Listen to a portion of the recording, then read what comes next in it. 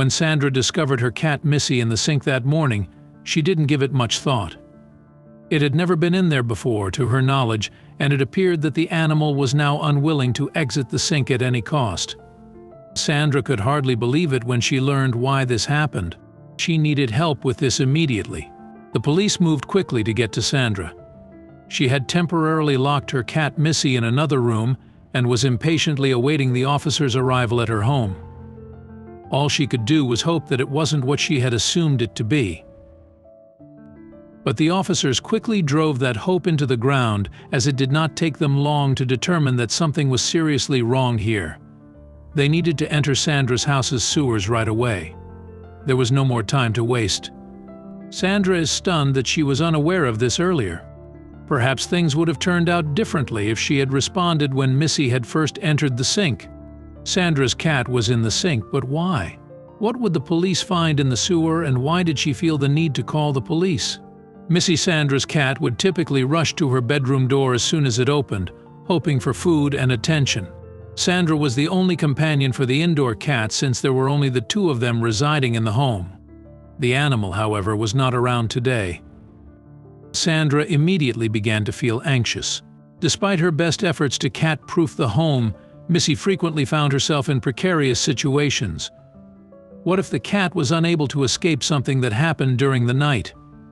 Sandra began yelling for Missy all over the house, and even began shaking a bag of her favorite snacks, something that always ensured the cat would sprint as quickly as it could toward her. Not this time, though. The longer Sandra was searching, the more worried she got. Could the animal possibly have found a way out and run away? She always made sure that the doors were locked when she went to sleep, but when she saw the open bathroom door, she was stopped in her tracks by a devastating realization. She had cracked the window of the bathroom the night before so that steam from her shower could get out. She had been planning to close the door behind her, but she had obviously forgotten that. Missy had to have escaped from here. Or did she? Sandra ran into the bathroom with tears in her eyes, thinking that she might never see her cat again. And the window was indeed still open, but to the biggest relief that Sandra had ever felt, she also found Missy in that bathroom. The cat was lying in the sink. The animal actually did not even look up when Sandra went into the room, even though she was nearly shouting the animal's name and still shaking the treats around. It seemed dead set on sniffing and scratching the sink's drain as if its life depended on it. At that moment, it did not even cross Sandra's mind that something might be going on with the sink. She was just so overcome with emotions that she still had her cat that there was no room in her thoughts for anything else. She picked up the animal to hug it tightly and close the bathroom door behind her. Missy tried to get out of her grip at first, but soon just surrendered to all the hugs and kisses. And when the treats were poured into the animal's bowl, it waited no time getting them. But right after eating, Missy made her way back to the now closed bathroom door and started lightly scratching it while meowing. It was obvious that the cat wanted to get inside, but Sandra was not planning on letting the animal back in for now. If Missy got into the sink again, there was a good chance that she could turn on the water, which would then be running the whole day. She had to get to work now, and thus would not be able to keep an eye on that. Missy would just have to find another way of entertaining herself while Sandra was gone. Because of the search for Missy, Sandra was already late for work, so she had to start rushing a bit. When she walked towards her car, she was greeted by a stranger and a foul smell that she could not place, and she also had no time to think twice about. She just figured that there was something wrong with the sewers or something and paid little mind to it. But she could have never guessed that the behavior of her cat and the smell were very much related. Missy knew something that Sandra didn't. Sandra's workday went by relatively uneventfully, and her mind started to drift back to the morning.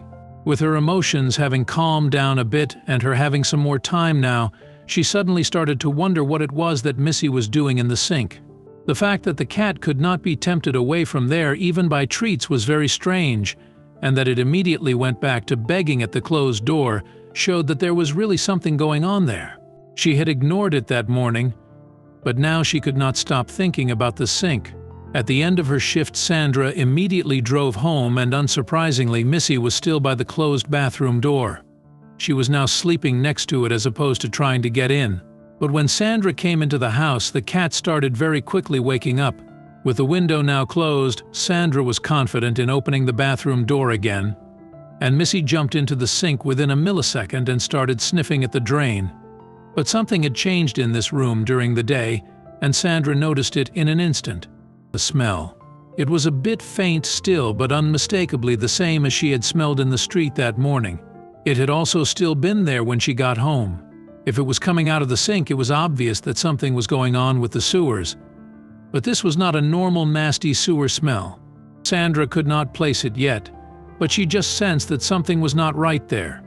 She had no way of verifying what this smell was herself, and so she called the police in the hopes that they could come to check it out. But they were skeptical at first. There were not many things more common than a strange smell coming from the sewers. They were basically made for those in 9/10 times. If something was really going on down there, it would flush itself out in no time. But Sandra stayed adamant that they needed to come to check it out. Missy had not been reacting this way for nothing, and Sandra trusted the instincts of her cat. And soon enough, she had managed to convince the officer to send somebody out to come and check it out, and they would not regret their decision. About 20 minutes later, an officer arrived. He was knocking on Sandra's door, and when Sandra opened up, it was a young officer that was checking his phone. He wanted coffee first and didn't seem too eager to check out the sewer. Little did he know, the officer clearly had in mind to convince Sandra to have a specialist check out the sewer. He was young and ambitious, so a call like this was something to finish as soon as possible. The officer was about to leave, and Sandra agreed if he'd take a look at Missy first. He agreed. The officer arrived in the bathroom, noticed the smell, and then saw the obsessive behavior of the cat. He came closer but was aggressively approached by Missy when he tried to move her. Now he started to worry. The combination of the smell, an alarmed Sandra, and the strange behavior of the cat made the officer decide to call for backup. But during his call, he was told that not many officers were available because many of them were at homes with similar problems. What was going on? The officer was on his own and Sandra was worried. Was this the help she needed? She didn't have much time to think it over. Could you please move your cat, lady? It's time to take a look, the officer said. Sandra tempted Missy to leave the sink and took her in her arms. The officer slowly prepared the sink to be examined. He looked hesitant. Sandra felt anxious and wanted to keep Missy occupied, so she decided to leave the bathroom. A few minutes passed and her anxiety seemed all right after these few minutes. The officers rushed out of the bathroom, closed the door, and demanded the key to the door.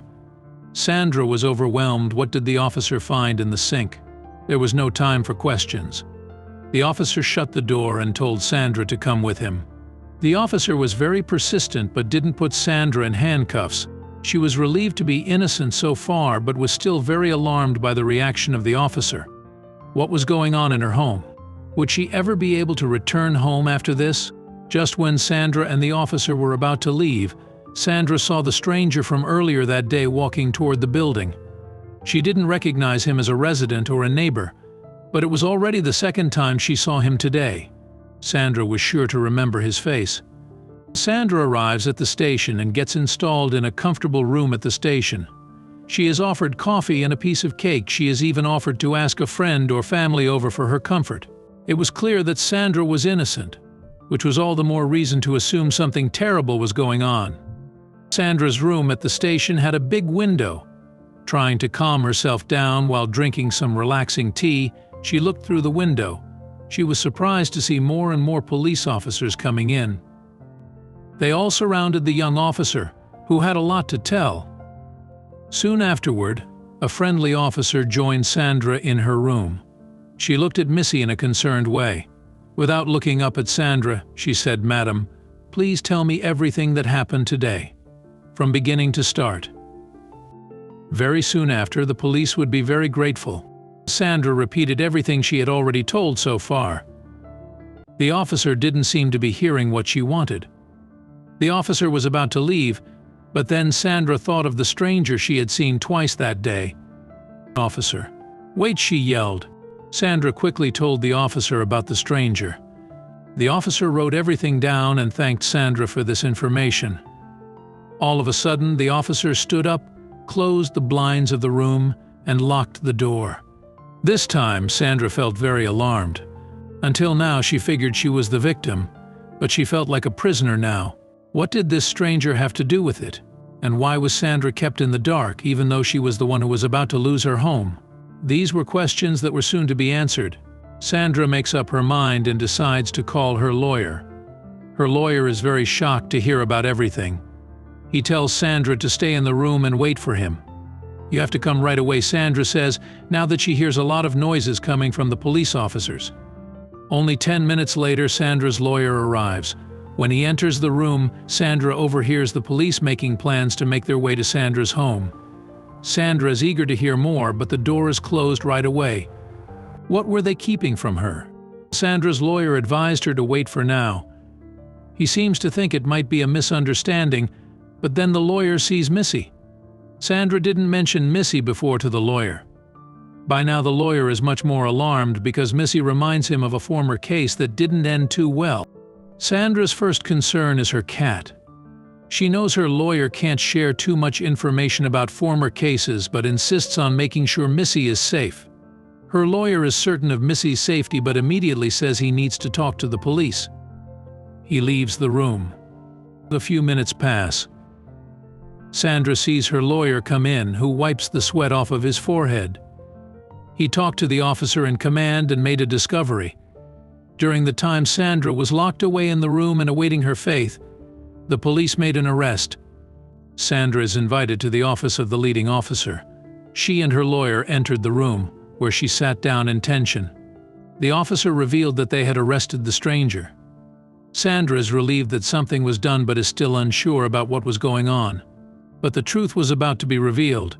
The officer tells Sandra that they're currently at her home, fixing the situation. Sandra responds, "What is going on? What is the strange smell and what did this stranger have to do with it?" The officer replies calmly, "That will all become clear if you have a look yourself. Are you sure you want to know?" Sandra is sure. They get in a police car and are escorted to Sandra's building. The leading officer himself drives Sandra and her lawyer. Sandra realizes the serious nature of what is going on. They soon arrive and Sandra can barely see her home. All sorts of special cleaning forces and a lot of police officers are around the building. Sandra comes closer and is led to the sewer below the building. The leading officer comes along and reveals the truth: a virus was released in the sewer, causing many rats to die. The smell was a result of all those poor deceased rats. The stranger turned out to be the scientist responsible for creating the virus. He feared the high amount of rats, and this was his way of controlling the pest problem. The police were looking for him, even before all of these events. Sandra was allowed to return home later that night. She and Missy have been happily living there together ever since.